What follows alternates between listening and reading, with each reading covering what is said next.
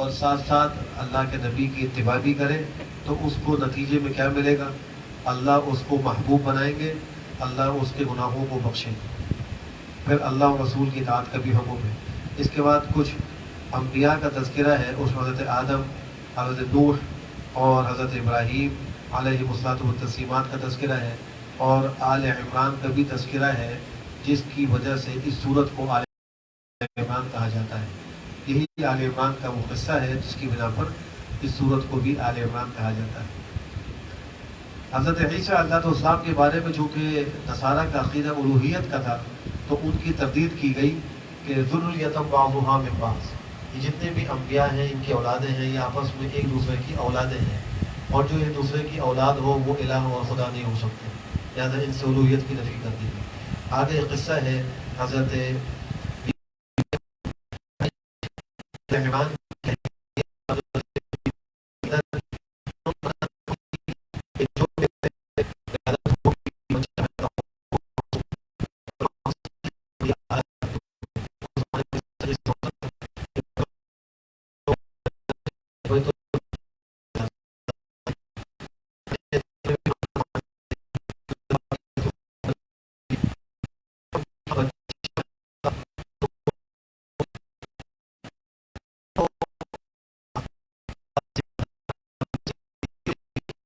اور انہوں نے منت یہ مانی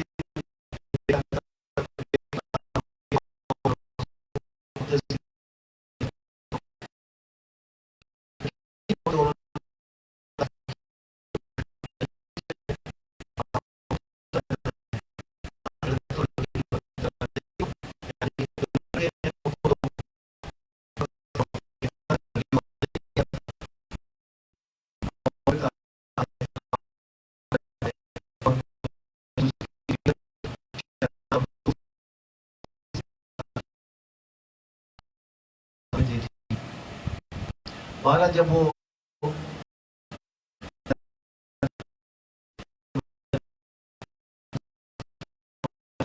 بیت المقدس کو جو مجاور تھے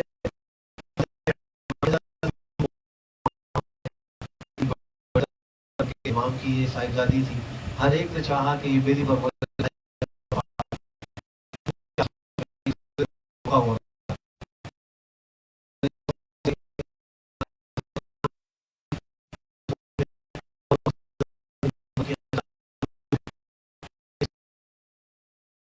ان کی خالہ ان کے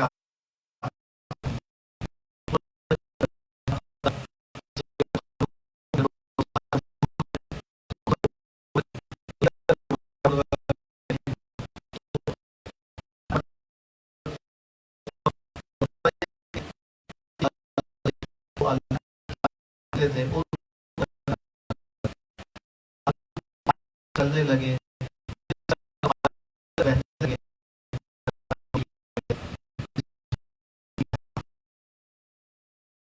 چنانچہ جب قلم ڈالے گئے تو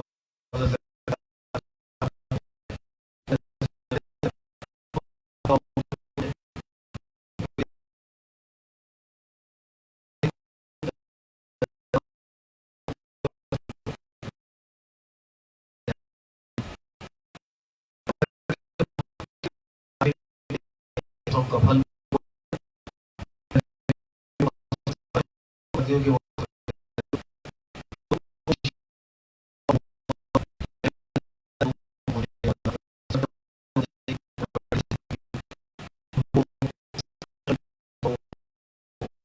کافی ادب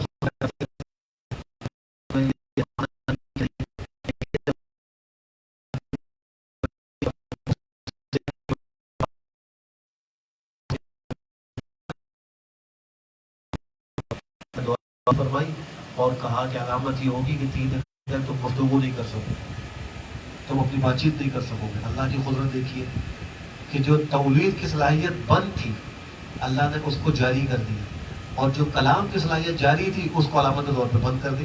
اللہ قادر ہوتا جس کو چاہے جیسا چاہے کرے۔ تو علامت 3 دن تک یہ تھی کہ آپ بات چیت نہیں کریں گے، خالی اللہ کا ذکر کریں گے، تسبیح کریں گے، یعنی اللہ نے علامت بھی ایسی ذکر فرمائی جس میں شکر ہی شکر ہے۔ بڑی عمر میں ان کو اولاد مل گئی۔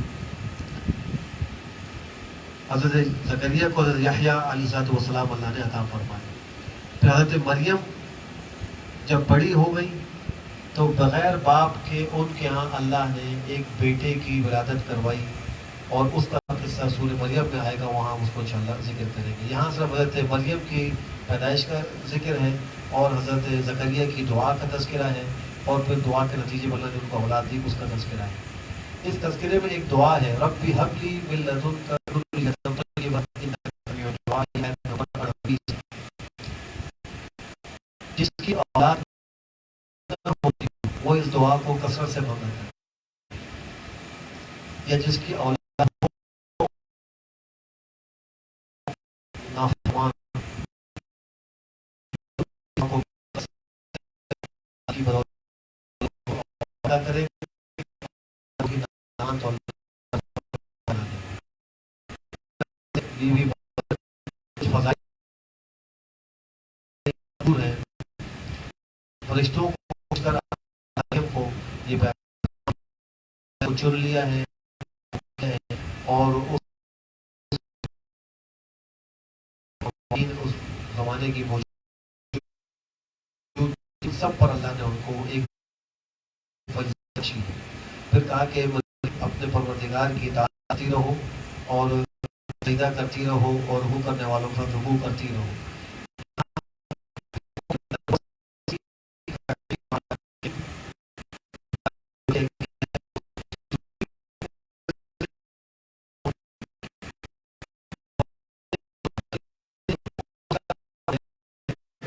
کہ تنہائی میں خلوت میں عبادت کرو، اور جماعت کے ساتھ عبادت کرو۔ تو عورتوں کے لیے افضل و اولا یہ ہے کہ وہ تنہا گھروں میں نماز پڑھیں، اس لیے ان کو یہاں پہلے حکم دے گا بس جوڑی۔ عورت کے لیے نماز پڑھنا یہ مسجد میں نماز پڑھنے سے اولا اور افضل ہے، اور گھر کے اندر بھی اندر کے کمرے میں نماز پڑھنا باہر والے کمرے میں نماز پڑھنے سے اولا اور بہتر ہے۔ اس کے بعد حضرت عیسیٰ علیہ السلام کے کچھ معجزات کا تذکرہ ہے، اللہ نے ان کو عطا فرمائے تھے۔ اس میں ایک یہ تھا کہ وہ پرندے کی شکل کی صورت بنایا کرتے تھے دارے اور مٹی سے، اس میں پھونک مارا کرتے تھے تو اللہ کے حکم سے وہ زندہ ہو کے اڑنے لگ جاتے۔ ایسے ہی مردے کو زندہ کر دیا کرتے تھے، اور مادرزاد اندھوں کو ہاتھ پھیر کر ٹھیک کر دیا کرتے تھے، اور کوڑ کے مریض کو ہاتھ پھیر کر اس کو صحیح کر دیا کرتے تھے۔ اس زمانے میں یہ ایسی بیماریاں تھیں کہ جو لا علاج تھی۔ مادرزاد اندھے کی بینائی کا واپس آنا تو بھی علاج ہے۔ جو بچہ پیدائشی طور پر نابینا پیدا ہو جائے تو آج بھی اس کی بینائی کو لانے کا ڈاکٹروں کے پاس کوئی ذریعہ نہیں ہے، لیکن اللہ نے حضرت عیسیٰ علیہ السلام کو وہ اس نام پر ہاتھ پھیرتے تھے تو بینا ہو جائے، دیا کرتے تھے کہ وہ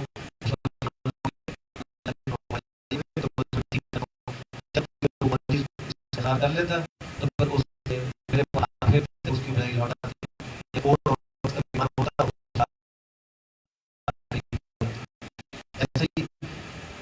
کہتے تھے کہ دیکھو تم گھروں میں جو کچھ کھا کے آتے ہو، ذخیرہ کر کے آتے ہو، میں تم کو بتلا دیتا ہوں۔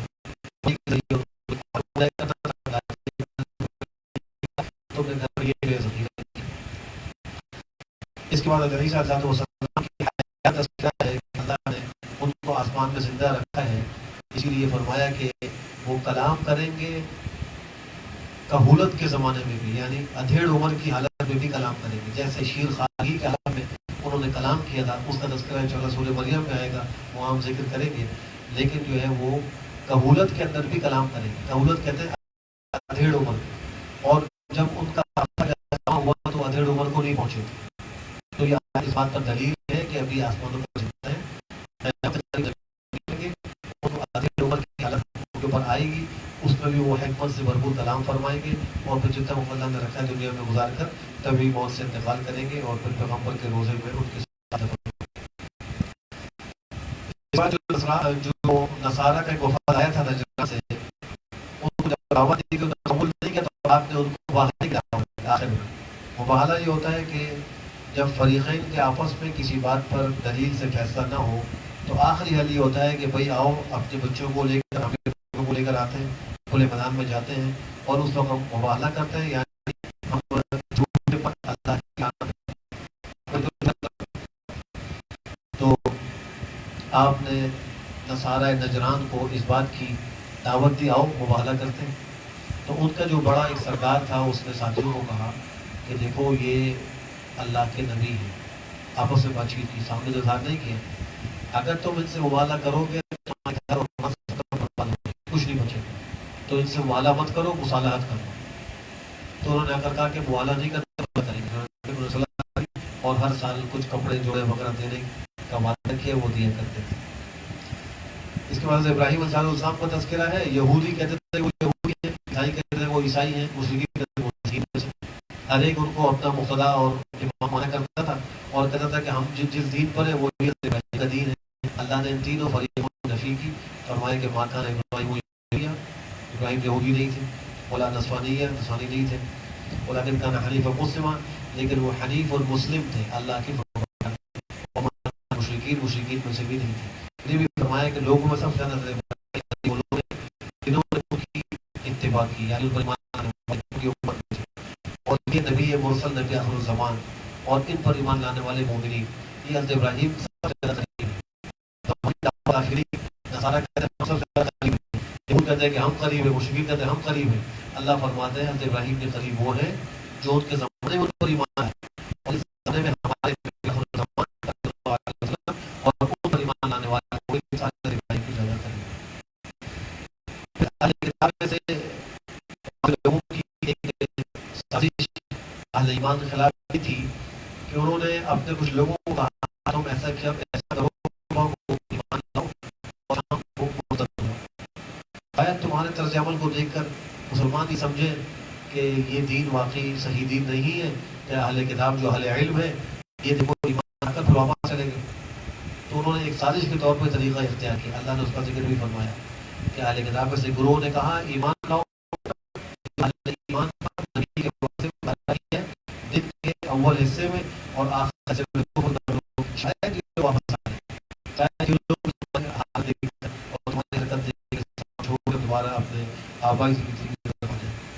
پھر اہل کتاب میں سے بعضوں کی خیانت کا تذکرہ ہوا کہ اگر ان کے پاس ایک دینار بھی بطور امانت کے رکھوایا جائے تو وہ اس میں بھی خیانت کر لیتے ہیں، لیکن بعض ان میں امانت دار ہیں جیسے کہ حضرت عبداللہ ابن سلام ہے کہ ان کے پاس مال کا ایک ڈھیر بھی ہو تو وہ اس میں خیانت نہیں کرتے اور مالک کو پہنچا دیتے ہیں۔ چوتھے سپارے کے آغاز میں اللہ نے فرمایا کہ جب تک تم اپنی محبوب چیز اللہ کے راستے میں خرچ نہیں کرو گے نیکی کے اعلیٰ مقام کو ہرگز تم حاصل نہیں کر سکتے، اور تمام محبوب چیزوں کو خرچ کرنے کا حکم نہیں بلکہ ان میں سے بعض کو بھی خرچ کر لیں تو اللہ کی طرف سے انشاءاللہ پھر ایک اعلیٰ مقام نصیب ہو جائے۔ پھر بیت اللہ کی عظمت کا تذکرہ ہے، چونکہ اہل کتاب بھی کہا کرتے تھے ہم تم سے افضل ہیں کہ ہمارا قبلہ جو ہے وہ انبیاء کا قبلہ ہے، تمہارے قبلے سے مقدم ہے، اور ہمارے نبی تمہارے نبی سے مقدم ہے، اس لیے ہم تم سے افضل ہیں۔ اللہ نے ان کی تردید فرمائی اور کہا کہ اس روئے زمین پر اللہ کی عبادت کے لیے سب سے پہلا جو گھر بنایا گیا وہ بیت اللہ الحرام، ان اول بیت وضع للناس الذی ببکۃ مبارکا، اس کے فضائل ذکر فرمائے۔ ایک تو ایک بڑی برکت والا ہے، ہدی للعالمین، سارے عالم والوں کی ہدایت کا ذریعہ ہے، سب لوگ اس کی طرف رک کر کے نماز پڑھتے ہیں، اس سے ہدایت حاصل کرتے ہیں۔ پھر فرمایا کہ اس پہ واضح نشانیاں ہیں، اس پہ مقام ابراہیم ہے، آج بھی وہ علامتی طور پر موجود ہے، اور اس کے پیچھے طواف کرنے والے دو گانا طواف سے فارغ ہو کر ادا کرتے ہیں۔ فرمایا جو اس میں داخل ہو جائے تو وہ امن والا ہو جاتا ہے، اگر کوئی اپنے باپ کے قاتل کو بھی وہاں دیکھتا ہے تو اس کے دل میں انتقام کا جذبہ پیدا نہیں ہوتا۔ یہ اس خطہ مبارکہ کی ایک برکت ہے۔ یہ بھی ایک خصوصیت ہے کہ روئے زمین پر مسجد حرام وہ واحد مقام ہے جہاں صفیں گول دائرے میں بنتی ہیں، نماز کے لیے صفیں گول دائرے میں بنتی ہیں، ورنہ روئے زمین پر کہیں بھی گول دائرے میں صفیں نہیں بن سکتی، صفیں سیدھی بنے گی۔ صرف مسجد حرام ایک واحد جگہ ہے، خانہ کعبے کے ارد گرد گول فرمائی جاتی ہے۔ خانہ کعبے کے اوپر سے عام طور پر پرندے نہیں گزرتے اس کے ادب و احترام کی وجہ سے، اگر کوئی پرندہ بیمار ہو تو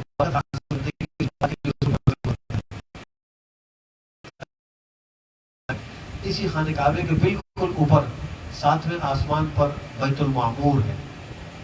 علماء نے لکھا ہے کہ اگر بیت المعمور کی چھت سے پتھر پھینکے تو وہ سیدھے خانہ کعبے کی چھت پر آ کر گرے گا، ایسے بالکل اس کی سیدھ میں ہے۔ اور حضرت ابراہیم علیہ السلام اس 7ویں آسمان پر بیت المعمور کی دیوار سے ٹیک لگائے ہوئے پیغمبر سے ملے تھے معراج کے موقع پر، اور اس موقع پہ نصیحت کی تھی کہ اپنی امت کو میرا سلام پہنچا دیجیے اور ان کو بتا دیجیے کہ جنت ایک چٹیل میدان ہے، تسبیح اور تکبیر اور تحلیل یہ اس میں آبادی کا ذریعہ ہے. اپنی امت کو کہیں کہ یہ پڑھا کریں، عبادت کیا کریں تاکہ ان کی جنت آباد ہو جائے. تو وہ جو بیت المعمور ہے اس پر اللہ کا ایک نظام دیکھیے کہ جب سے وہ بنا ہے اس وقت سے ہر روز 70,000 فرشتے اس کا طواف کرتے ہیں، اور ایک بار جو طواف کر لیتا ہے اس کی باری قیامت تک دوبارہ نہیں آئے. وما يعلم جنود ربك الا هو. اللہ کے لشکر کی تعداد کتنی ہے اللہ ہی جانتا ہے کہ فرشتوں کی تعداد کتنی ہے. تو اللہ سبحانہ وتعالیٰ نے امت مسلمہ کی فضیلت کو بیان فرمایا اور کہا کہ تم بہترین امت ہو، لوگوں کی نفع رسانی کے لیے نکالے گئے ہو، لوگوں کو اچھائی کا حکم دیتے ہو، برائی سے روکتے ہو اور اللہ پر ایمان لاتے ہو. اس امت کی یہ خاصیت ہے کہ اس کو خاص طور پہ حکم ہے خود بھی اچھائی پر عمل کرو، دوسروں دوسروں بھی برائی سے روکو. اور قیامت تک اب کوئی نئے نبی نہیں آنا تو اللہ نے اسی امت کے ذمے امر بالمعروف والنہی عن المنکر کا کام لایا. یہ کام اس نے کرنا ہے قیامت تک، کہ خود بھی نیکی کے راستے میں چلنا ہے، دوسروں کو بھی چلانا ہے، خود بھی گناہ سے بچنا ہے، دوسروں کو بھی بچانا ہے. اہل کتاب میں بعض ایسے لوگ تھے کہ جو معتدل مزاج کے تھے، انہوں نے حق کو قبول بھی کیا. قرآن کریم ان کی تعریف بھی کرتا ہے، جیسے کہ حضرت عبداللہ ابن سلام اور ان کے رفقات ہیں، اللہ نے ان کو توفیق نصیب فرمائی، وہ مسلمان ہوئے، اعلیٰ مرتبے کے صحابی بنے. تو اللہ فرماتے ہیں لیسوا سواء، یہ سب برابر نہیں ہے، ان میں بعض اچھے بھی لوگ ہیں. یہ قرآن کریم کی حقانیت ہے کہ وہ اچھی چیز کی اچھائی کو بیان کرتا ہے اور بری چیز کی برائی کو بھی بیان کرتا ہے. اس کے بعد پھر غزوہ احد کا تذکرہ ہے اور بڑا تفصیلی تذکرہ ہے، اور اس میں جو بظاہر ایک ہزیمت کا سامنا مسلمانوں کو کرنا پڑا تھا اس کے اسباب و حکمت پر بھی روشنی ڈالی گئی ہے. غزوہ احد سن 3 ہجری میں ہوا ہے، اور اس کے اسباب میں بڑا سبب یہ تھا کہ بدر میں جب کفار کو بڑی واضح شکست ہوئی اور ان کے اکثر سردار مارے گئے اور بہت سارے قید ہو گئے، ابو سفیان جو اس وقت مسلمان نہیں ہوئے تھے وہ ایک تجارتی قافلہ لے کر شام سے مکہ مکرمہ جا رہے تھے. درمیان میں جو کہ مدینہ منورہ پڑتا تھا، آپ حضرت السلام نے اس پر حملہ کرنے کا ارادہ کیا تھا، لیکن وہ قافلہ بچ کے چلا گیا تھا، اور ابو جہل کو چونکہ پیغام بھیج دیا تھا تو ابو جہل بدر میں لشکر لے کر آ گیا تھا. تو وہ جو قافلہ تجارتی تھا وہ تو نکل گیا ابو جہل سے، اور اس کے لشکر سے جنگ ہو گئی بدر کے موقع پر، اور اس میں کفار کا بڑا نقصان ہوا. تو وہ جو تجارتی قافلہ پہنچا تھا اس میں تقریباً اہل مکہ کے ہر گھرانے کا پیسہ لگا ہوا تھا اور 50,000 دینار اس کا نفع تھا. تو انہوں نے انتقام کی آگ میں چونکہ وہ جل رہے تھے یہ فیصلہ کیا کہ اس نفع کو مسلمانوں سے انتقام لینے کے لیے محفوظ کیا جائے اور تیاری کی جائے. اصل مال لوگوں کو واپس کر دیا اور نفع اس کو محفوظ رکھا، اور پھر سن 3 ہجری میں اس سے تیاری کر کے احد کے میدان میں احد کے پہاڑ کے دامن میں وہ لوگ پہنچے، اور یہاں سے آپ حضرت السلام بھی پہنچے. وہ تو تعداد میں 3,000 تھے، یہ 1,000 تھے، بعد میں 700 رہ گئے. تو آپ نے پہلے مشورہ بھی ہوا کہ جو ہے جنگ باہر نکل کے لڑی جائے، اندر لڑی جائے. اس میں کچھ اختلاف بھی ہوا، بعد میں یہی طے ہوا کہ باہر نکل کر لڑی جائے. تو احد کے دامن میں تشریف لے گئے، پہاڑ کو اپنے پیچھے کیا، اس پہاڑ کے اوپر 50 تیر انداز مقرر فرمائے اور کہا کہ شکست ہو یا فتح ہو یہاں سے اترنا ہے. تو جنگ شروع ہوئی، آغاز میں مسلمانوں کو فتح ملنے لگی اور دشمن جو ہے وہ قتل ہونے لگا، اور پھر وہ بھاگ کھڑے ہوئے، غنیمت کو جمع کرنا شروع کر دیا. تو اوپر والے حضرات میں سے اکثر نے کہا اب تو جنگ ختم ہو گئی ہے اور فتح جو ہے ہو گئی ہے، ہم نیچے اتر کر غنیمت کے جمع کرنے کا ثواب بھی حاصل کریں گے. تو ان کے سردار تھے عبداللہ ابن جبیر، انہوں نے منع کیا کہ بھئی ایسا مت کرو، ہمیں اس کی اجازت نہیں ہے. لیکن اکثر نے اپنے اجتہاد پہ عمل کیا اور وہ آ گئے. 11 صحابہ رہ گئے، ایک عبداللہ ابن جبیر اور 10 اور باقی نیچے آ گئے. تو حضرت خالد بن ولید جو مسلمان نہیں ہوئے تھے وہ لشکر لے کر پیچھے سے آئے اور انہوں نے ان پر حملہ کیا، ان سب کے سب کو شہید کیا، اور پھر پہاڑ سے اتر کر پیچھے سے مسلمانوں پر حملہ کر دیا. آگے سے وہ پلٹ کر آ گئے اور دو طرف سے ان کو پیس دی. اس میں 70 صحابہ شہید ہوئے، ابو حضرت السلام بھی زخمی ہوئے، آپ کے دانت مبارک ایک شہید ہوا، اور خون کی کڑیاں آپ کے رخسار میں گھسی، آپ کا خون بھی بہا، اور آپ ایک گڑھے کے اندر گرے بھی، بے ہوشی بھی طاری ہوئی. سارے جو واقعات ہوئے، اور پھر بعد میں کفار واپس چلے گئے اور مسلمان جو ہے وہ اپنے زخمیوں اور جو شہداء ہیں ان کی خبر گیری کے اندر مصروف ہو گئے۔ جاتے ہوئے ابو سفیان سے معاہدہ ہوا تھا کہ آئندہ سال دوبارہ ہمارا تمہارا مقابلہ ہوگا۔ جب یہ واپس گئے تو حمراء الاسد کے قریب پہنچے، وہاں پہنچ کر انہوں نے آپس میں مشورہ کیا کہ ہم سے بڑی غلطی ہو گئی، مسلمان تو بڑے زخمی تھے، ہم ان کو حملہ کرتے ان کے پیچھے اور ان کو بالکل ختم کر دیتے، ہم تو چھوڑ کر آ گئے، واپس چلتے ہیں۔ تو اللہ نے وہاں کو دل کو روب ڈال دیا۔ ایک شخص ان کے پاس پہنچے اور کہنے لگے میں تو وہاں سے ہو کر آ رہا ہوں، وہ تو بڑے غصے میں ہیں اور تمہارے اوپر حملہ کرنے کا سوچ رہے ہیں۔ یہاں آپ کو خبر مل گئی کہ وہ واپس لوٹنے کا سوچ رہے ہیں۔ آپ نے احد کے اگلے دن صحابہ کو حکم دیا کہ بھائی جو کل احد میں شریک تھے آج وہ سب چلے، ہم دشمن سے مقابلے کے لیے جائیں گے۔ صحابہ نے آپ کی آواز پر لبیک کہا اور زخموں سے چور تھے، حتیٰ کہ بعض کو کندھوں پر اٹھا کر لے جایا گیا اور بعض ایسا تھا کہ 2 آدمیوں کے سہارے پر چلتے ہوئے وہ گئے اور وہاں تک پہنچے۔ دشمن کے اوپر روب طاری ہو گیا، وہ واپس چلا گیا، جنگ کی نوبت نہیں آئی اور صحیح سالم نفع کے ساتھ یہ لوگ وہاں سے واپس لوٹے۔ اس کا تذکرہ بھی اسی صورت میں ہے۔ چونکہ احد کے موقع پر آپ علیہ السلام کے بارے میں مشرکین نے خبر اڑا دی کہ آپ شہید ہو گئے۔ آپ کی شہادت کی خبر سن کر صحابہ کرام کے تو اوسان ختم ہو گئے، وہ تو عاشق رسول تھے، ان سے تو برداشت ہی نہیں ہو سکتا تھا۔ تو ان میں سے بعض نے کہا اب جنگ کا کیا فائدہ جب پیغمبر ہی نہیں رہے۔ بعض کھڑے تھے، گھٹنوں کے بل گر گئے، چلنے کی طاقت نہیں رہی۔ تو اس حالت پر بھی ایک تنبیہ آئی، اللہ نے فرمایا کہ محمد ایک رسول ہی تو ہیں، ان سے پہلے بہت سے رسول گزرے ہیں، یہ بھی گزریں گے، ان سے پہلے کوئی بھی نبی ایسا نہیں ہے کہ جو زندہ رہا ہو، سوائے حضرت عیسیٰ علیہ السلام کے وہ آسمان پر زندہ ہے، باقی سارے جو یہاں تک جو تھے وہ انتقال کر گئے۔ تو ان کا بھی انتقال ہوگا، یہاں سے پردہ فرمائیں گے۔ تو کیا یہ اگر انتقال کر جائیں یا شہید ہو جائیں تو کیا تم الٹے پاؤں واپس پلٹ جاؤ گے؟ یہ تنبیہ فرمائیں گے۔ یہ جو آیات ہیں وما محمد الا رسول، حضرت ابو بکر صدیق نے جب آپ علیہ السلام کا وصال ہوا اس موقع پر بھی صحابہ کو یقین نہیں آ رہا، آپ کی جدائی برداشت نہیں کر رہے، حتیٰ کہ حضرت عمر تلوار لے کر نکلے تو کہا کہ جو کہے گا کہ ان محمد قدمات تو میں اس کی گردن اڑا دوں، جو کہے گا کہ پیغمبر کا انتقال ہوا تو میں اس کی گردن اڑا دوں۔ تو حضرت ابو بکر صدیق نے اس موقع پہ سب صحابہ کو مسجد میں جمع کیا، یہی آیتیں پڑھی۔ تو وہ صحابہ کہتے ہیں ہمیں ایسا لگا کہ شاید یہ آیتیں ابھی اتری اور ہمیں صبر آ گیا۔ جن صحابہ سے کچھ اجتہادی خطا ہوئی اور وہ پیغمبر کی ہدایت پر مکمل عمل نہیں کر سکے اور پہاڑ سے نیچے اتر آئے، اللہ نے اس کو اس ہزیمت کا سبب قرار دیا اور پھر ان صحابہ کی معافی کا اعلان کر دیا کہ اللہ نے ان کو معاف بھی کر دیا۔ وَلَقَدْ عَفَا اللَّهُ عَنْهُمْ إِنَّ اللَّهَ غَفُورٌ حَلِيمٌ۔ تو یہ فرمایا کہ شیطان نے ان کو ان کے بعض اعمال کی وجہ سے لغزش دے دی، لیکن اللہ نے ان کو معاف کر دی۔ لہٰذا جب اللہ نے معاف کر دیا اب کسی کو ان کے بارے میں زبان دراز کوئی حق نہیں کر رہا ہے۔ قرآن کہہ رہا ہے کہ اللہ ان سے راضی ہو، اللہ سے راضی۔ تو کسی صحابی کے بارے میں کوئی غلط خیال دل میں رکھنا ناجائز اور حرام ہے۔ بلکہ ایک حدیث میں تو آپ نے فرمایا کہ قیامت کی علامات میں ایک علامت یہ ہے کہ میری امت کے بعد میں آنے والے لوگ پہلے لوگوں پر لعن طعن کریں گے، یعنی میرے صحابہ کے اوپر لعن طعن کریں گے۔ یہ قیامت کی علامات میں اس کو ذکر کیا۔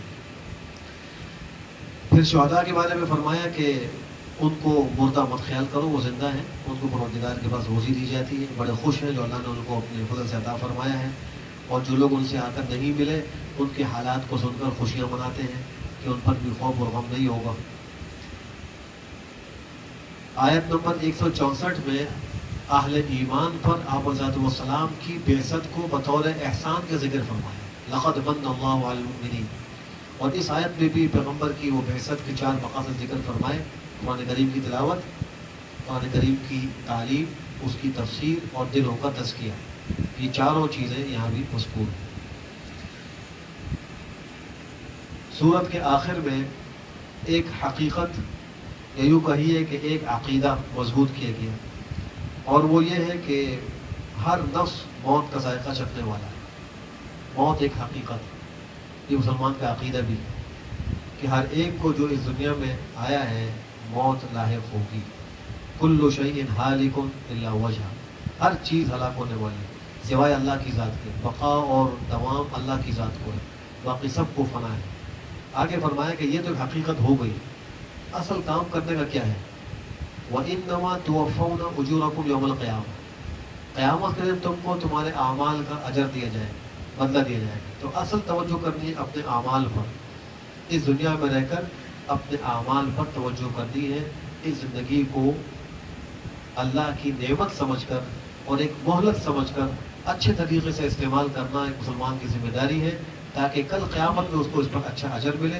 آگے فرمایا کہ کامیابی بھی حقیقی یہی ہے، فمن زحزح عن النار وادخل الجنہ فقد فاز۔ جس کو جہنم کی آگ سے بچا لیا گیا، جنت میں داخل کر دیا گیا، حقیقت میں یہی کامیاب ہو۔ باقی دنیا میں کسی کو کوئی کامیابی ملتی ہے، وہ حقیقی کامیابی نہیں، ظاہری کامیابی۔ حقیقی یہی ہے کہ اللہ آخرت میں جہنم سے نجات نصیب کر دے اور جنت کے اندر اللہ داخلہ اپنے فضل سے نصیب کر دے، یہ حقیقی کامیابی ہے۔ اللہ ہم سب کو نصیب فرمائے۔ پھر فرمایا کہ تمہاری آزمائش ہوگی تمہارے اموال اور جانوں کے اندر، کبھی اموال کم ہو جائیں گے، نقصان ہوگا، کبھی اموات واقع ہوں۔ یہ بھی فرمایا کہ اہل کتاب سے اور مشرکین سے تم کچھ اذیت کی باتیں سنو گے۔ وہ کبھی کہتے ہیں مسلمان دہشت گرد ہے، کبھی کہتے ہیں یہ دقیانوس ہے، کبھی کہتے ہیں یہ کمزور ہے، فلاں فلاں ہے۔ اس قسم کی باتیں آج بھی سننے کو ملتی ہیں، اس زمانے میں بھی تھا۔ اللہ نے یہ فرمایا کہ تم ضرور ضرور ان کی طرف سے اذیت کی باتیں بھی سنو گے، تکلیف دہ باتیں سنو گے، لیکن کرنے کا کام کیا ہے؟ وَإِن تَصْبِرُوا وَتَتَّقُوا فَإِنَّ ذَلِكَ مِنْ عَزْمِ الْأُمُورِ۔ اگر تم صبر کرو گے اور تقویٰ کے ساتھ رہو گے تو یہ بڑی ہمت کے کاموں میں سے، یہ بڑے اونچے کاموں میں سے ہے۔ یہ انبیاء جو ہے ان کا کام تھا، فَاصْبِرْ كَمَا صَبَرَ أُولُو الْعَزْمِ مِنَ الرُّسُلِ وَلَا تَسْتَعْجِلْ لَهُمْ۔ اللہ کے نبی کو حکم ہے کہ نبی آپ صبر کیجئے جیسا کہ اولو العزم انبیاء اور رسول نے صبر کیا، آپ بھی ایسی صبر کیجئے۔ تو معلوم ہوا کہ صبر یہ انبیاء کا ایک خاصہ ہے، ان کی صفت ہے، ہمیں اس کو اپنے اندر پیدا کرنے کی ضرورت ہے۔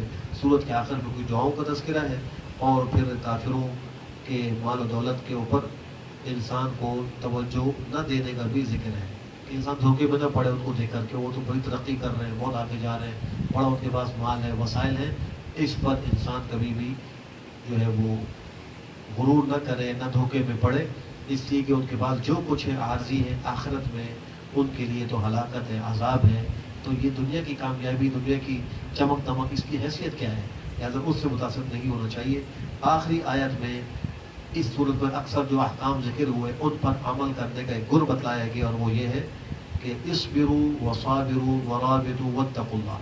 صبر کرو، اللہ کے راستے میں ایک دوسرے کے ساتھ مضبوطی کے ساتھ جمے رہو، اللہ سے ڈرتے رہو، یقیناً تم کامیاب ہو جاؤ گے۔ اللہ ہم سب کو کامیابی نصیب فرمائے۔ وآخر دعوانا الحمد للہ رب العالمین والعاقبۃ للمتقین والصلاة والسلام علی خیر خلقہ محمد وعلی آلہ وصحبہ اجمعین۔ ربنا فاغفر لنا ذنوبنا وكفر عنا سیئاتنا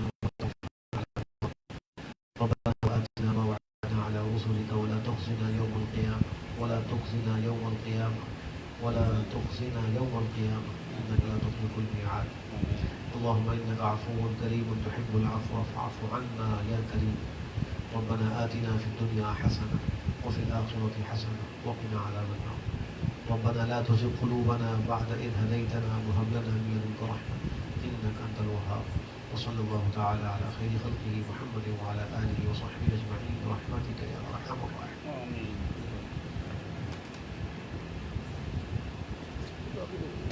ریکارڈنگ کیسے ہوگی؟ آواز کافی ہوگا، تازہ لگانے کی ضرورت نہیں۔